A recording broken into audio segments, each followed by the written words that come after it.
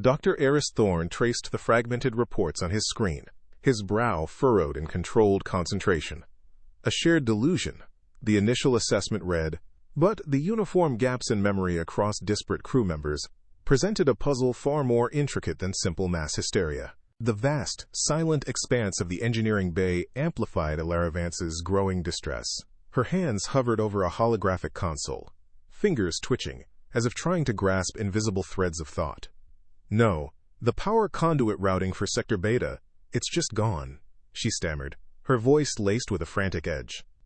"I designed it, Doctor. Every single conduit, every failsafe, and it's a blank slate in my mind." Aris Thorne, observant and calm, noted the subtle tremor in her hands. "And the schematics, Alara?" he asked, his voice even. She shook her head, a desperate confusion clouding her eyes. "I see the lines, the technical readouts, but the asterisk why, the asterisk how, the fundamental memory of its creation, it's a ghost." Captain Emma Rostova's quarters were as austere and functional as the woman herself. She listened to Aris's report with a stern, unyielding expression. "Post-cryo disorientation, Doctor. Mass hysteria, perhaps," she stated, dismissing his concerns with a wave of her hand. "We've been adrift for centuries, awakened prematurely to a dead ship. Stress is a powerful, insidious thing." Aris met her gaze, his own unwavering. "Captain, the data suggests otherwise. The specificity of the forgotten details, the identical nature of the missing information across individuals with no prior contact, is highly unusual for purely psychological phenomena." Rostova merely grunted, unconvinced. "Find a correlation, Doctor, or a cure for stress." Aris walked the long, silent corridors of the USS Odyssey, the dim emergency lights casting elongated, dancing shadows. Centuries of drift. A generation ship, lost to time and purpose, now creaking back to life with a crew whose minds were compromised.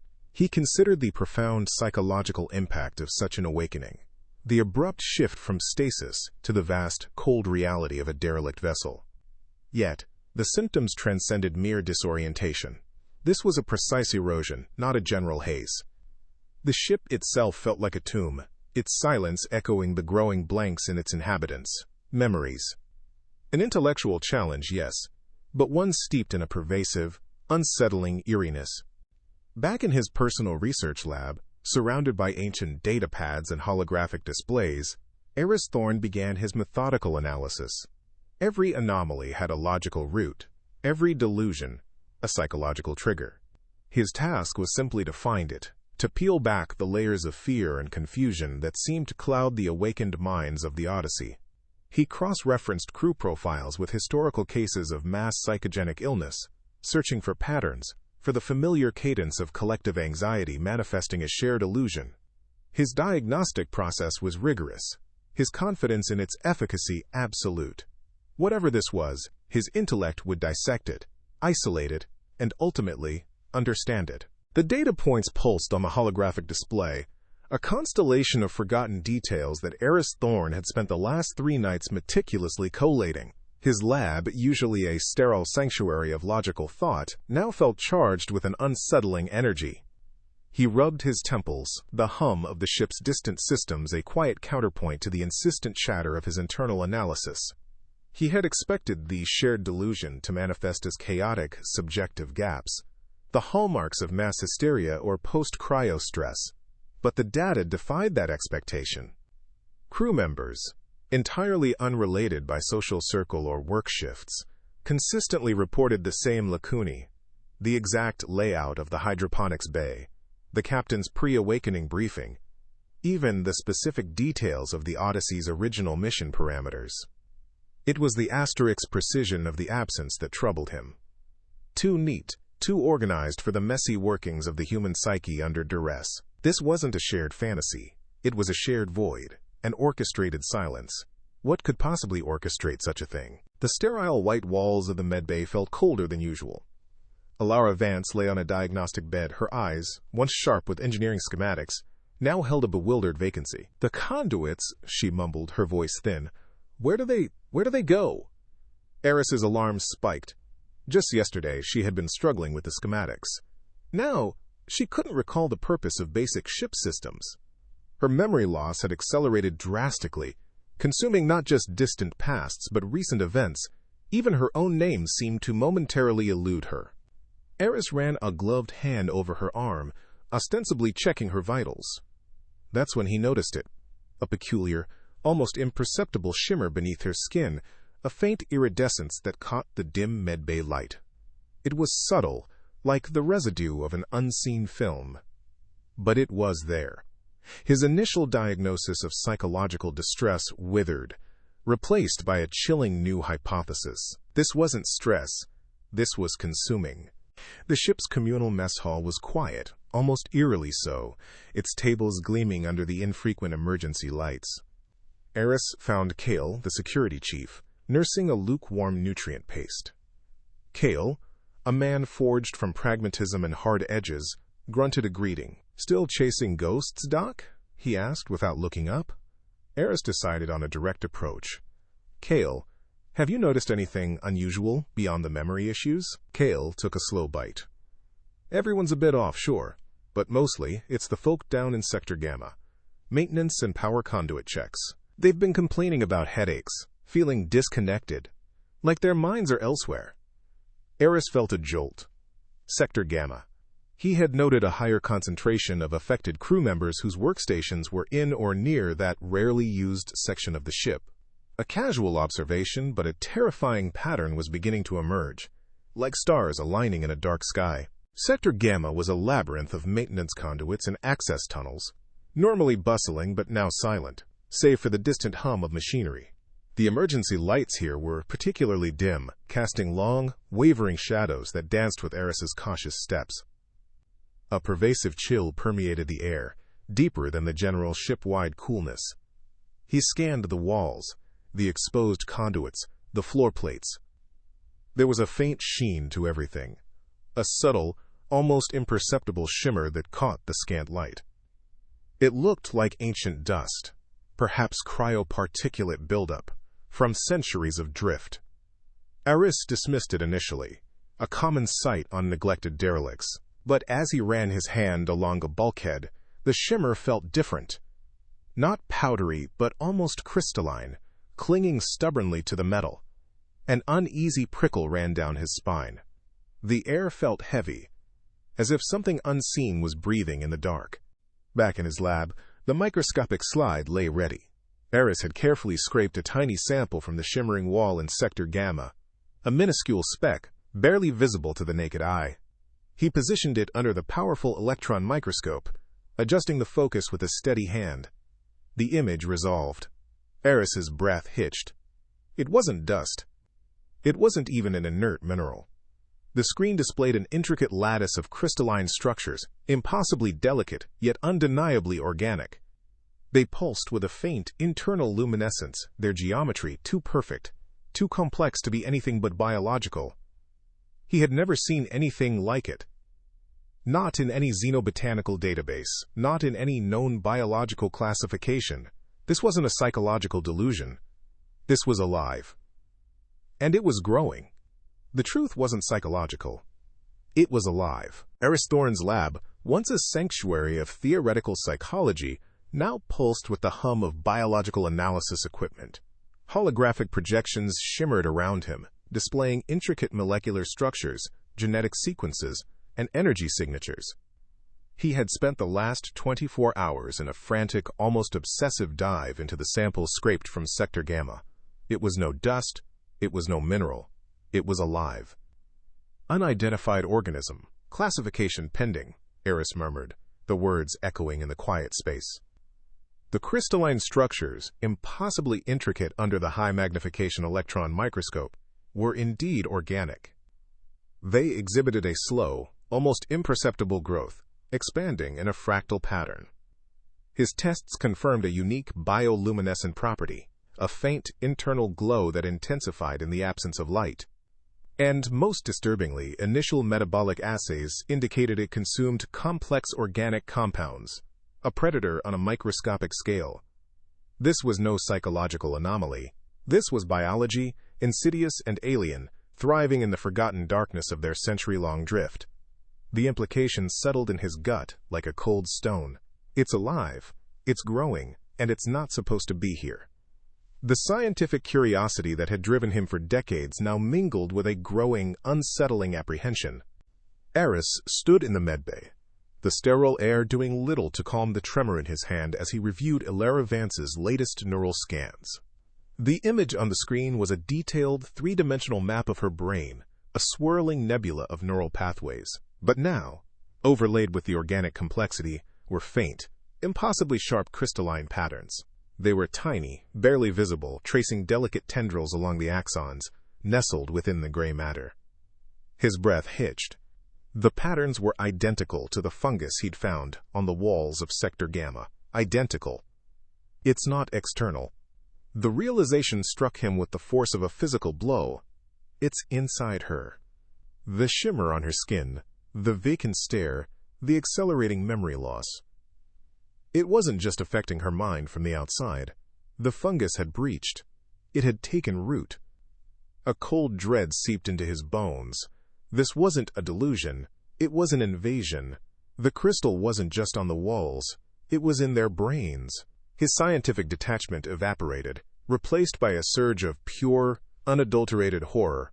Armed with a specialized handheld neural scanner, Aris moved through the ship like a ghost, his gaze sharp, seeking out other crew members who had reported similar memory gaps.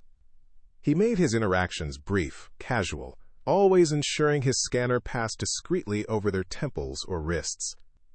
First, a navigation officer, struggling to recall a key star chart. The scanner confirmed it, faint crystalline growths mirroring Ilara's. Then, a hydroponics technician, convinced he'd planted a crop that didn't exist. Again, the telltale internal shimmer. A logistics coordinator, losing track of cargo manifests. The same insidious pattern. The dread deepened with each scan. It wasn't an isolated incident. It was widespread, a silent epidemic spreading through the newly awakened crew. They thought they were losing their minds. They were. But it wasn't stress. It wasn't hysteria. It was a plague. Aris's internal summation was grim, all of them, every single one exhibiting symptoms. The implications were catastrophic. He had to tell Rostova, regardless of her previous skepticism. The bridge of the Odyssey was tense, the atmosphere thick with the gravity of Aris's report. Captain Rostova sat rigid in her command chair, Kale standing beside her, his arms crossed. Aris projected the neural scans onto the main view screen, showing Ilara's brain, then an anonymous crew member's, then another's. Each displayed the same intricate, horrifying, crystalline invasion. "These are not psychological phenomena, Captain," Aris stated, his voice steady despite the internal tremor. "This is a biological entity, a parasitic fungus. It grows in low light, consumes organic matter, and, critically, it invades the host's neural pathways." Rostova's jaw was tight. A fungus? In their brains? The skepticism was still there, but it was now laced with a dawning horror. "Doctor, what are you suggesting?" "I'm suggesting," Aris replied, activating a holographic projection of the fungus's growth pattern over time, "that the memory gaps are not delusions. They are the direct result of this organism colonizing and consuming neural tissue. It's eating their memories." Kale leaned forward. "And the shimmer on their skin?" "Ilara's pigmentation." "External manifestation," Aris confirmed. "The fungus isn't just internal, it's pervasive. Science doesn't lie." The captain is forced to face an alien truth. Rostova stared at the images, her face grim. The data was undeniable. Sector Gamma was now a maze of hastily erected security barriers, illuminated by harsh, temporary spotlights. Kale's security team, grim-faced and efficient, moved with practiced precision, sealing off corridors, installing atmospheric scrubbers, and deploying bioscans. Kale himself oversaw the operation, his gruff commands echoing in the dim, newly contained space. "We'll lock down this entire sector," Kale declared, gesturing to a schematic on a datapad. "Purge the atmosphere, irradiate the surfaces. Nothing gets in or out." Aris watched, a knot forming in his stomach. "It's not that simple, Kale. This isn't a gas, it's a fungus. It's slow, but tenacious." He pointed to a faint, almost imperceptible glow just beyond a newly installed barrier. Look! A new tendril? It's already spread beyond your cordon. It's too subtle, too resilient, it thrives in the dark, and we've been dark for centuries. Kale followed his gaze, his brow furrowed. Impossible. We just sealed that off. They tried to contain it. It's already everywhere. Aris's voice was heavy with frustration. The organism's insidious nature made traditional containment methods futile. They were fighting a ghost that ate memories, and it was always one step ahead. Back in his lab, Aris dove deeper into the neural scans, using newly calibrated sensors. What he saw made his blood run cold. The crystalline structures weren't just occupying space. They were active. He isolated specific memory engrams, the precise bundles of neurons responsible for a particular memory. Then, he watched. In agonizing real time, the crystalline tendrils would extend, subtly wrapping around the engram. Then, a faint pulse of bioelectrical energy, and the engram would dim, then vanish, replaced by a segment of the crystalline growth. It wasn't mere displacement or disruption. It was consumption, eradication. It doesn't just make you forget. It eats your past. Aris's hands trembled, the implications of this discovery shaking him to his core. Identity, personality, history, all were being systematically devoured, atom by atom. The crew wasn't just suffering amnesia. Their very selves were being erased, replaced by alien crystal. It was a profound horror, an existential dread he had never conceived. Aris returned to Alara's bedside, a sense of profound unease settling over him. Her eyes, unnaturally bright, stared blankly at the ceiling. He had hoped to observe, to understand. What he witnessed was far more disturbing. And then the stars, they would shimmer, like tiny crystal tears, Alara rasped, her voice thin but strangely clear. And Captain Thorne, he always said, Alara, build a bridge to those stars, even if they're made of frost. Aris froze. He had never said that. His name was Aris Thorne, not Captain Thorne. And the details she described, the particular shimmer of the stars, the crystalline quality she attributed to them, were not from her memory. They were from Tum's data, his observations of the fungus. Alara continued, a faint crystalline glow appearing on her cheekbone. A bridge of light, Captain. So beautiful. I built it, didn't I? She looked at Aris, a flicker of something unsettlingly familiar in her gaze. The fungus doesn't just erase, it replaces. And it's learning. Aris's face was a mask of dawning horror. The fungus wasn't just eating memories. It was mimicking them, replaying corrupted versions with chilling clarity, weaving itself into the very fabric of the host's identity. The ghost ship wasn't just haunted. It was being rewritten. Dr. Aris Thorne awoke with the familiar artificial hum of the USS Odyssey in his ears. He sat up, the dim emergency lighting doing little to dispel the gloom of his quarters. His thoughts drifted to the intricate neural pathways he'd been mapping just hours ago, a breakthrough in understanding the peculiar bioelectrical signatures associated with the crew's memory gaps.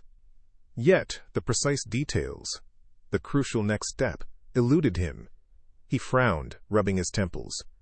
Fatigue, he rationalized, a common side effect of extended cryo-sleep and the stress of awakening to a derelict ship. Still, a faint metallic taste lingered in his mouth, a subtle unsettling note. In his lab, surrounded by the glow of holographic displays, Aris returned to Alara Vance's latest neural scans. He had spent the last hour trying to reconstruct the lost details of his own morning's breakthrough, only to find the data stubbornly refusing to coalesce. Now, Alara's brain imagery pulsed with a new, horrifying revelation. The crystalline structures, previously observed as inert replacements, were far from it. Faint bioelectrical signals pulsed from within them, not just consuming neural tissue, but replicating the lost memories. It was a perfect, insidious mimicry, a distorted echo of Alara's past. He zoomed in, watching a crystalline tendril emit a sequence that mimicked a childhood memory of a specific star chart, but with a subtle, impossible twist. An extra constellation, a different stellar drift. The fungus wasn't merely erasing. It was recording, altering, and playing back, replacing the authentic with its own corrupted version. The implication struck Aris with a cold, profound dread. Identity was not just memory. It was the authenticity of that memory. This wasn't just amnesia. It was a parasitic theater of the mind, a living lie. Later that cycle, In the ship's quiet lounge, Aris found himself in conversation with a junior navigation officer about the ship's original trajectory. "Remember that stellar anomaly we found near the Proxima Centauri jump point?" Aris asked, the memory vivid and clear. "The one that nearly sent us off course?" The officer blinked. "Sir? The Odyssey's trajectory was always clear. We never detected any such anomaly near Centauri." Aris faltered. The memory had been so real.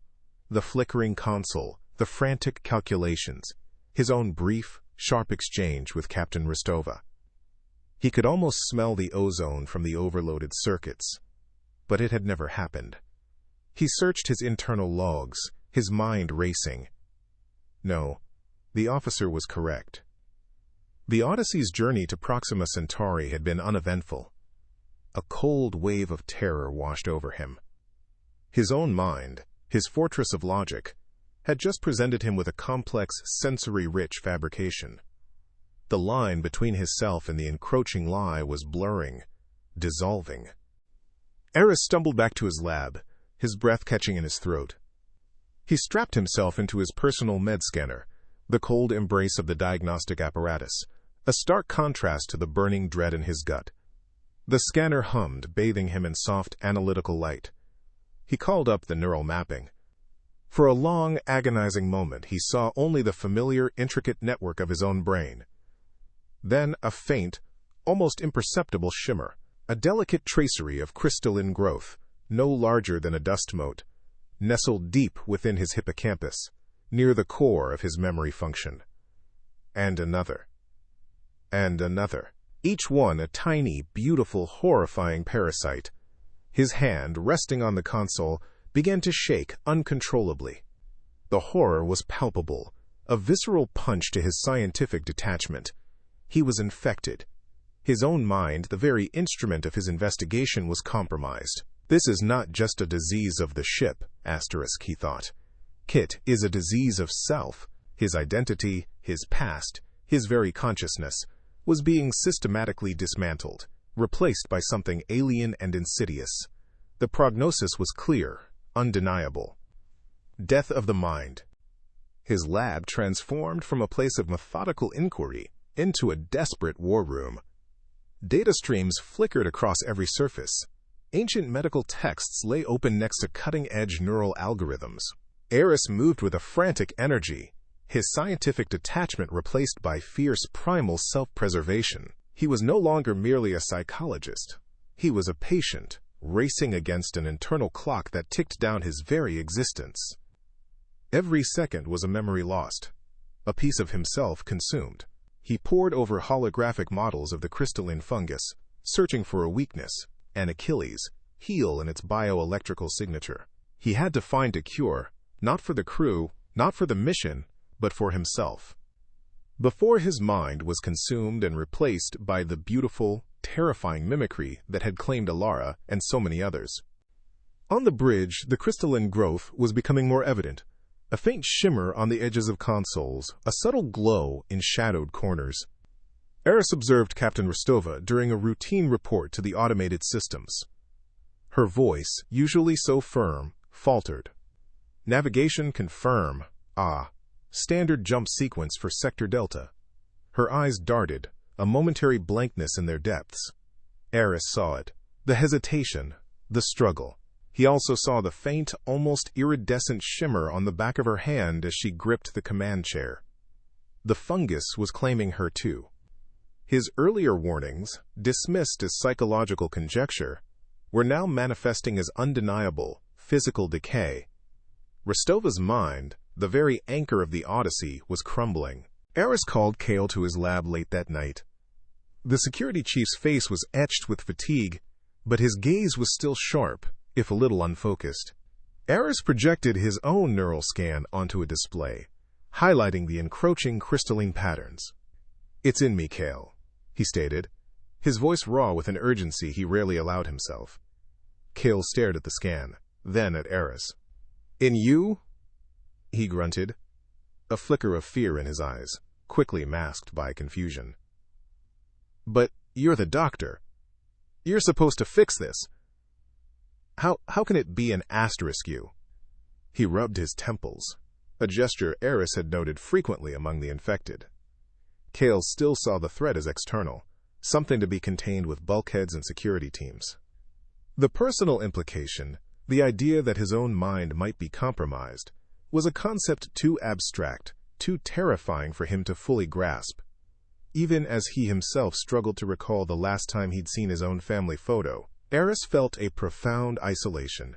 The veil of collective amnesia tightened its grip on the Odyssey. Aris walked the corridors, a ghost among ghosts. Crew members conversed in overlapping, confused narratives, piecing together forgotten facts with shared, subtly altered memories the fungus had woven. A group of engineers argued over a system schematic, each recalling a different, equally vivid but incorrect design. The crystalline growth was now impossible to ignore, a faint, luminescent dust on equipment, a delicate filigree on bulkhead seams, even a subtle sheen on the skin of advanced cases. Aris watched them, his heart a leaden weight in his chest. The ship was forgetting itself, its purpose, its history, its very reason for being. And so was everyone on it. The silence wasn't just in space, it was settling into their minds, an encroaching, crystal-laced doom. Aris Thorne's lab, once a sanctuary of methodical inquiry, was now a maelstrom of discarded data pads and flickering holographic projections. Gaunt and hollow-eyed, he traced complex equations across a display, his mind a frantic engine of thought, racing against the encroaching silence within his own skull. The fungus, the crystalline silence, didn't just erase, it mimicked. That was the key. Its bioelectrical signature, a corrupt echo of human thought, must be its weakness. It was an energy signature, a unique frequency that allowed it to resonate with, and then usurp, neural pathways. If it could be simulated, isolated, perhaps even reversed. He slammed a fist on the console, a surge of adrenaline momentarily clearing the fog. Bioelectrical interference, he muttered, his voice raspy. High-frequency pulses. A counter-resonance. He began to sketch circuit diagrams, his hands trembling but steady. This was his last, desperate hypothesis. Deep within his lab, Aris had constructed a makeshift Faraday cage, heavy shielding repurposed from defunct navigation consoles. He strapped himself into a padded chair, electrodes cold against his temples, a grim resolve etched onto his face. This was the ultimate trial, the most dangerous experiment he had ever conceived. His own mind was the battlefield. He initiated the sequence. A low hum filled the chamber, building to a piercing whine as the high-frequency pulses coursed through the electrodes. Pain flared, a blinding white light behind his eyes. His body spasmed. Fragmented memories, real and false, collided in a chaotic kaleidoscope. Alara's face, a forgotten childhood toy, a ship schematic that never existed. He grunted, a strangled sound of agony, as the system overloaded, sparks showering from a faulty wire. The pulses stopped. Aris slumped, gasping, sweat plastering his hair to his forehead. He had risked everything and achieved only excruciating disorientation. The cure was a blade, and he was cutting himself to find the hilt. Ilara Vance lay still in the medbay, her breathing shallow, erratic. A faint, ethereal glow emanated from beneath her skin, the crystalline fungus having entirely consumed her neural pathways. Aris stood by her bedside, a heavy silence pressing down on him. She was a ghost already, a beautiful, tragic monument to the invader. Her lips parted, and a jumbled whisper escaped. The light. The stars. No, my stars. It was a distorted echo of a memory, a cruel mimicry devoid of true consciousness. Then, with a final, shuddering breath, Ilara's light went out.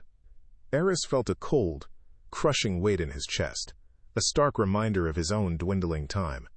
He reached for a neural sampling tool, his hands steady despite the grief. This was his grim benchmark, the ultimate deadline. Back in his lab, Aris pored over Ilara's post-mortem neural scans. The crystalline network was dense, intricate, but the data from his last, desperate self-experiment had given him an idea. He focused on the bioelectrical residue, the subtle, energetic signature of the fungus. Hours bled into one another, his exhaustion battling a frantic clarity. Then he saw it. A specific harmonic, a precise frequency that, when introduced during the scan, caused the crystalline structures to momentarily retract, not destroy, not shatter, but pull back, as if flinching from an unpleasant sensation. The surrounding gray matter remained untouched. Aris gasped, a sound of pure, desperate triumph. A clear, precise data spike blazed on the holographic display. It wasn't a weapon to obliterate, but a key to unlock. A way to push the mimicry back. He didn't hesitate. Aris adjusted the self-treatment chamber, calibrating the emitters to the exact frequency he had found. He engaged the pulse. This time there was no pain. Only a strange, tingling sensation, followed by a profound clarity, as if a thick fog had lifted from his mind. A long-forgotten memory surged forward, vivid and complete. His mother's laugh, the scent of fresh rain on earth, a detail he hadn't consciously thought of in decades. A genuine smile touched his lips, fleeting but real. He was himself again, if only for a moment. But even as the clarity washed over him, he felt the subtle, insidious tendrils of the fungus beginning to creep back, the memory already starting to fray at the edges. It was a temporary reprieve, a glimpse of what he fought for, but not a permanent solution. Not yet. It's a frequency pulse, Aris explained to Kale, gesturing wildly at the ship's gargantuan power core chamber. The immense fusion reactor hummed, a caged star at the heart of the USS Odyssey. A specific bioelectrical resonance that disrupts the fungus without damaging neural tissue. But it needs power. Massive power. Ship-wide. Kale, ever the pragmatist, eyed the glowing core with a skeptical frown. You want to reroute primary power to broadcast a brainwave? He grunted. That'll drain reserves, maybe even destabilize the core. We'd be dead in the water, even if it worked. Aris met his gaze, his determination unwavering. We're already dying, Kale. This is our only chance to buy time. To clear their minds, even temporarily. So we can formulate a long-term solution.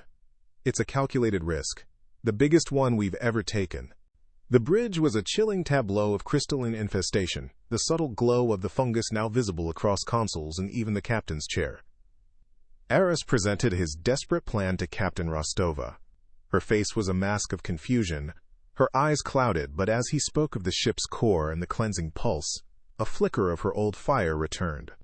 A moment of profound, painful lucidity. Her gaze sharpened, cutting through the fog. "Do it, Doctor," she commanded, her voice strained but clear, the authority of 1,000 years of command echoing in her words. Full authority. Save them. Save. Save. The clarity faded, as quickly as it came, replaced by the familiar vacant stare. But Aris had his order. He nodded, a solemn acceptance of the immense burden now resting on his shoulders. In the vast power core chamber, Aris and Kale worked in a frantic ballet of urgency. Crystalline tendrils, emboldened by the dimness, snaked across consoles, making readouts flicker and systems unresponsive. Sparks flew as Kale bypassed a compromised conduit, his gruff curses punctuated by Aris's terse commands. "Stabilize phase regulators. We need full power now." Aris yelled, his own mind fighting the encroaching memory gaps.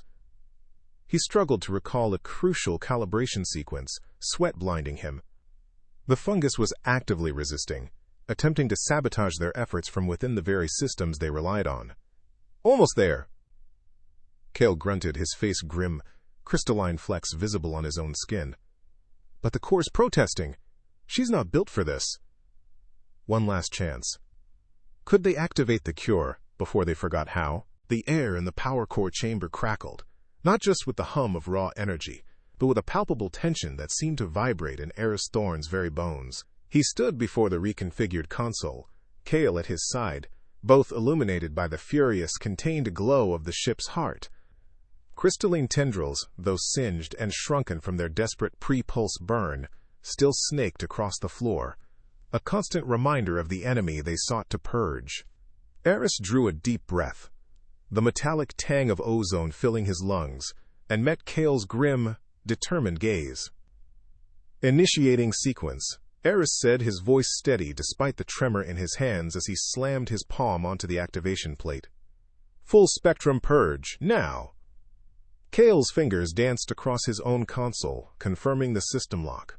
Frequency calibrated, power conduits online, brace for impact, Doctor.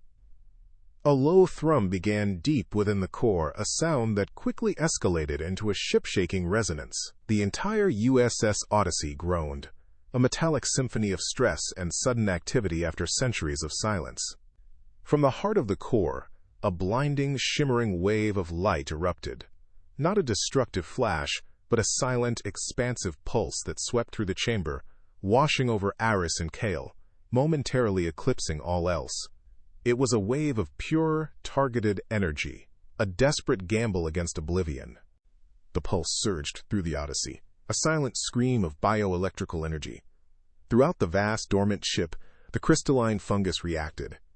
In maintenance shafts, where it had formed shimmering tapestries, the structures flared with an angry, internal light, then visibly recoiled, their intricate patterns collapsing in on themselves. On console panels, where delicate tendrils had wrapped around circuitry, they shivered violently, then withered, turning brittle and crumbling into inert, white dust. In the dark corners of the cargo bays, where it had once spread like a glittering frost, the crystals shattered, leaving behind only dull, harmless particles. The ship's emergency lights, no longer choked by the pervasive growth, flickered, then brightened, pushing back the shadows, revealing stark, clean surfaces where the alien Parasite had once reigned.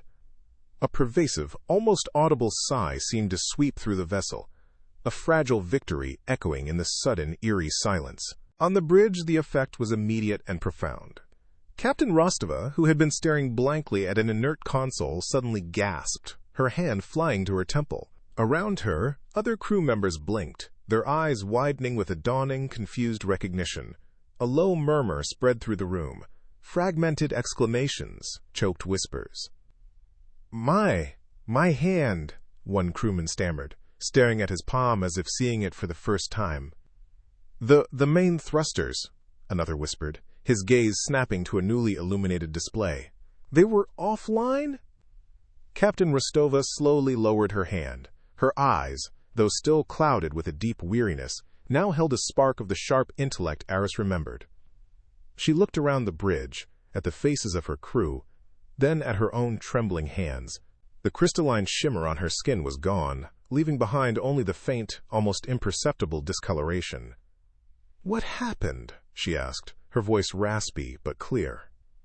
I was giving an order. What was it?" The fog had lifted, but it had taken so much with it. Aris slumped against a console in the power core chamber, the immense effort having drained him completely. His head throbbed, a dull ache behind his eyes, but through the pain, a wave of profound clarity washed over him. He knew his name, Aris Thorne. He knew his immediate goal. He had just saved the USS Odyssey from a memory-eating fungus. He remembered the precise frequency, the desperate gamble, the fear in Alara's eyes. But deeper, older memories, the intricate tapestry of his past, remained elusive, like trying to grasp smoke. He knew they were still gone, perhaps forever. Kale, looking equally spent but with a flicker of triumph in his eyes, offered Aris a hand. Aris took it, pulling himself upright. He looked at Kale, a knowing, grim nod passing between them. They had succeeded, but at an incalculable cost. The fungus was gone, its tendrils reduced to inert dust, but the void it left in their minds was vast. He could feel it in himself. A quiet emptiness, where vibrant memories once resided. It was a weary triumph, a bittersweet victory, bought with the very essence of their past. On the bridge, the ship's systems slowly, painstakingly, began to reboot. Console screens flickered to life, initially displaying a cascade of error messages, then settling into diagnostic reports. Captain Rostova, her face still etched with the lingering confusion of her ordeal, issued commands with a clear but hesitant voice. Engineering, report power levels. Navigation, establish core functionality. Communications, attempt external hailing frequencies. Aris, having made his way to the bridge, stood beside Kale, observing the chaotic but purposeful activity. "Captain," he explained, his voice low. The cleansing pulse purged the fungus, but the energy surge, combined with the fungus's prior consumption, has caused significant data corruption. We've lost vast swaths of ship logs, mission parameters. Centuries of data are simply gone. Cale nodded, his expression grim. Core functionality is coming online, but secondary systems are patchy, and the main archive is, well, it's a mess. The crew worked together, a new, unspoken understanding passing between them. They were diminished, their shared history a fractured mosaic, but they were resolute. The ship was alive, its vital functions restored, but its memory, like theirs, was largely a blank slate. It was an uncertain new beginning, a ship reborn from the ashes of its own past, ready to face a future it no longer remembered. Aris found himself drawn to the ship's main data archive, a vast, cavernous chamber designed to hold the accumulated knowledge of a generation. Now it was mostly inert. Rows of crystalline databanks, once glowing with stored information, were dark and cold. He ran a hand over a console, the surface smooth and lifeless. The ship's original mission, the detailed logs of its centuries-long drift, the personal histories of those who had slept in cryostasis, all gone, corrupted beyond retrieval, a digital echo of the mental loss that had swept through the crew. He closed his eyes, a profound melancholy settling over him. Humanity's journey was built on memory, on legacy, on the stories passed down through generations. Here that chain had been severed. The Odyssey was a ghost ship, not because it was derelict, but because its past had been irrevocably erased. It was a blank slate, adrift not just in space, but in time. Aris felt the vast emptiness of the archive mirroring the void within his own mind. The permanence of the loss was a heavy weight, yet it also presented a stark, terrifying freedom. There was nothing to look back on, only forward. A few days later, the bridge of the USS Odyssey felt different. Clean, functional. The last vestiges of crystalline growth had been purged, leaving behind polished surfaces and humming consoles. Captain Rostova stood before the main view screen, which now displayed vibrant, new star charts. Aris and Cale stood beside her, a strange, new council forged in shared trauma and fragmented memory. Our original destination is no longer relevant, Rostova stated, her voice firm, tinged with a quiet resolve. We don't know why we were going there, or what we were supposed to do. Our history is gone. She turned to face them, a flicker of fierce determination in her eyes. But our future isn't. Aris nodded, a quiet sense of purpose settling over him. We remember the lessons, Captain, the insidious nature of the unknown, the importance of vigilance. Cale, ever practical, tapped a control. We have enough power for a significant jump. Sensors are green. We can chart a new course, Captain. Anywhere. Rostova's gaze swept across the stars, then back to her crew. Then that is what we will do. We will build a new history. We will be the ones to write it. The Odyssey shifted, its massive engines igniting with a confident roar, turning away from its forgotten past, towards a new, uncharted future. The crew, diminished but resolute, looked forward, ready for the journey ahead. Weeks had bled into a month, the ship's internal chronometer ticking with renewed purpose. In the communal mess hall, the air, once heavy with the silence of forgotten pasts, now hummed with a fragile but vibrant energy. Dr. Aris Thorne observed from a corner, a warm drink cradled in his hands. Crew members, their faces no longer etched with the vacant confusion of active infection, laughed. Not the boisterous, unburdened laughter of old, perhaps, but a genuine sound. They shared anecdotes, piecing together fragments of what they could recall, often correcting each other with a gentle, shared understanding. A new collective identity was being forged, not defined by what was lost, but by the shared experience of surviving it. New friendships bloomed, untainted by pre-existing biases, built on the clean slate the fungus had so cruelly, yet inadvertently, provided. The pervasive, crystalline shimmer was gone, replaced by the clean, stark lines of the ship's original design. Aris's lab, once a battlefield of frantic research, had transformed into a serene hub for the ship's new history. He sat at his console, the familiar glow of the holographic displays reflecting in his tired but content eyes. He had begun a new ship's log, not a record of their original mission, which was largely lost, but a chronicle of their rebirth. Identity, he dictated, his voice a low murmur, is not merely a collection of memories. It is the active choice to exist, to rebuild, to learn from the void left behind. We remember the asterisk feeling of loss, if not the specifics. That, perhaps, is enough.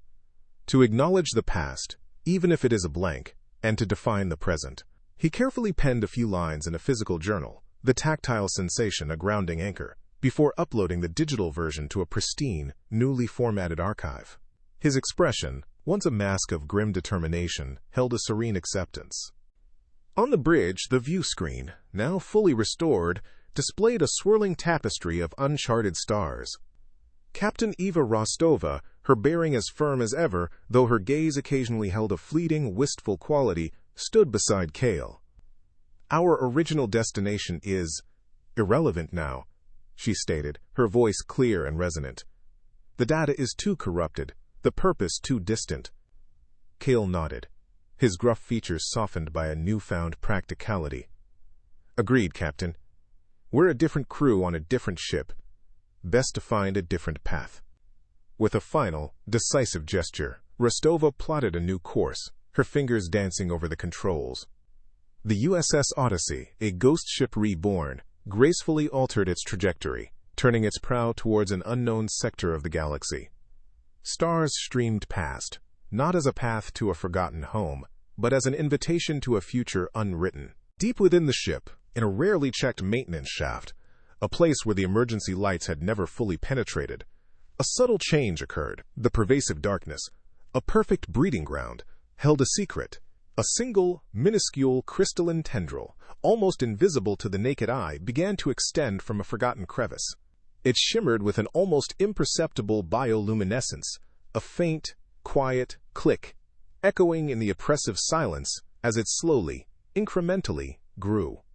The cleansing pulse had scoured the accessible parts of the Odyssey, but some shadows ran deeper. The parasite was not gone.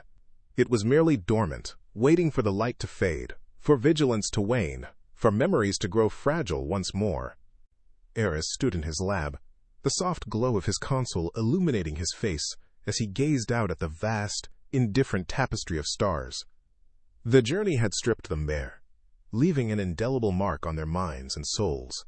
He accepted his fragmented past, the gaping holes where cherished memories once resided. Identity, he now understood, was not solely defined by what one remembered, but by the choices made in the present, the new connections forged, the future built from the ashes of the past. The USS Odyssey sailed on, a testament not to a forgotten mission, but to humanity's enduring resilience. They were a people who, when faced with the erasure of their very essence, chose not to despair, but to write a new story among the stars.